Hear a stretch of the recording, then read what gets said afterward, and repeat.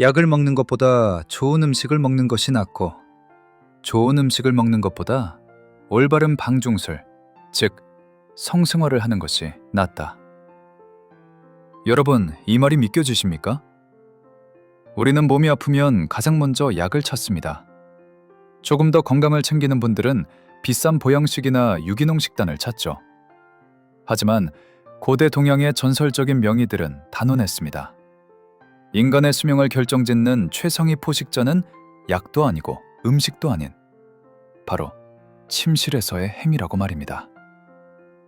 오늘 우리는 중국 본토에서는 유교적 검열로 불타 사라졌지만 바다 건너 일본이 국보로 지정해 1000년 넘게 지켜온 한 권의 의학서를 펼쳐보려 합니다. 그 속에 담긴 놀라운 건강의 비밀, 지금 시작합니다. 984년 일본 헤이안 시대 궁중의사였던 탐바 야스요리는 천황에게 의학서 한 권을 바칩니다. 그 책의 이름은 의심방, 의술의 마음을 담은 처방이라는 뜻입니다. 이 책은 일본에 현존하는 가장 오래된 의학서이자 국보로 지정되어 있습니다. 총 30권으로 이루어진 이 방대한 백과사전에는 내과, 외과, 부인과 등 당대의 모든 의학 지식이 망라되어 있죠. 그런데 전 세계 의학자들과 역사가들이 유독 주목하는 것은 바로 제28권, 방매편입니다. 방매란 남녀가 침실에서 나누는 성생활을 뜻합니다. 이 28권이 왜 그토록 중요할까요? 당시 의학의 중심이었던 중국 수나라와 당나라 시대에는 수많은 성의학서들이 존재했습니다. 우리가 잘 아는 소녀경이 대표적이죠. 하지만 송나라와 명나라를 거치며 유교적 엄숙주의가 강화되었고 중국 본토의 상의학서들은 음란하고 불경하다는 이유로 대부분 불태워지거나 역사 속으로 사라졌습니다. 그런데 아이러니하게도 그 사라진 원본의 내용들이 바다 건너 일본의 이 의심방 속에 고스란히 인용되어 살아남았습니다. 즉, 동양의학에서 가장 은밀하고 강력했던 성건강의 정수가 마치 타임캡슐처럼 이 책 속에 보존된 것입니다. 그렇다면 의심방은 도대체 왜 식고보다 방중술이 낫다고 주장했을까요?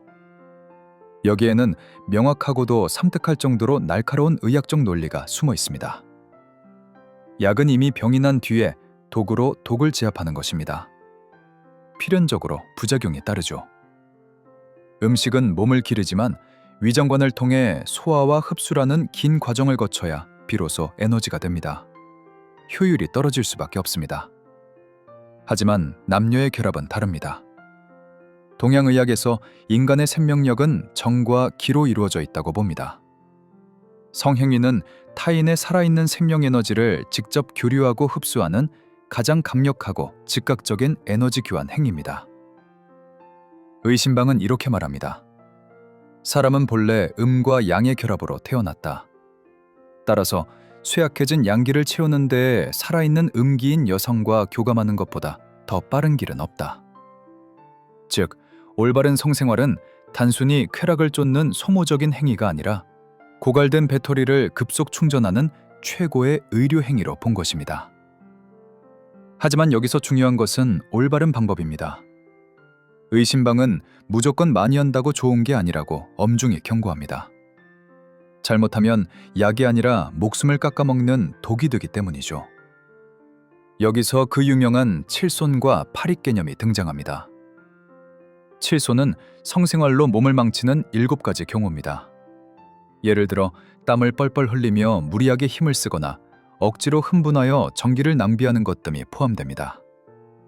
이는 현대의학에서 말하는 과도한 교감신경 흥분이나 만성 피로와 정확히 연결됩니다.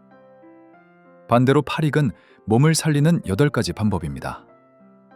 몸의 기온을 조절하고 침을 삼켜 영양을 공급하며 적절한 타이밍에 멈추어 전기를 보존하는 구체적인 테크닉들입니다. 재미있는 점은 이 책이 아주 구체적인 임상 지침서라는 겁니다. 추상적인 철학을 이야기하는 게 아닙니다. 이런 체위로 이런 호흡을 하며 이 타이밍에 멈추면 허리 통증이 낫고 눈이 맑아진다 라고 적혀 있습니다. 마치 현대의 정형외과나 물리치료 차검전처럼 말이죠. 이는 성을 단순한 쾌락의 도구가 아닌 질병을 치료하고 노화를 막는 적극적인 치료 수단으로 보았다는 명확한 증거입니다. 현대의학의 관점에서 봐도 천년 전 의사 탐바 야스요리의 통찰력은 놀랍습니다. 성생활이 원활하면 면역력을 높이는 면역 글로불린이 증가하고 심혈관 질환이 예방되며 통증을 완화하는 엔도르핀과 사랑 호르몬인 옥시토신이 분비되어 우울증이 완화된다는 것은 이미 수많은 논문으로 입증되었습니다. 천년 전 사람들은 현미경도 혈액검사 장비도 없이 오직 경험과 관찰만으로 이것이 최고의 보약임을 깨달았던 것입니다. 우리는 너무 바쁘다는 핑계로 혹은 나이가 들었다는 이유로 이 최고의 보약을 방치하고 있는 건 아닐까요? 비싼 영양제를 한 줌 털어놓기 전에 사랑하는 사람과의 따뜻한 교감이 내 몸에 어떤 기적을 일으키는지 생각해 볼 때입니다. 의심방이 우리에게 던지는 메시지는 분명합니다.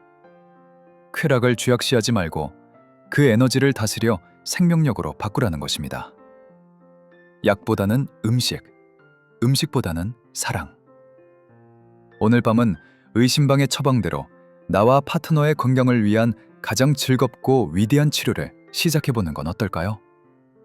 시청해주셔서 감사합니다.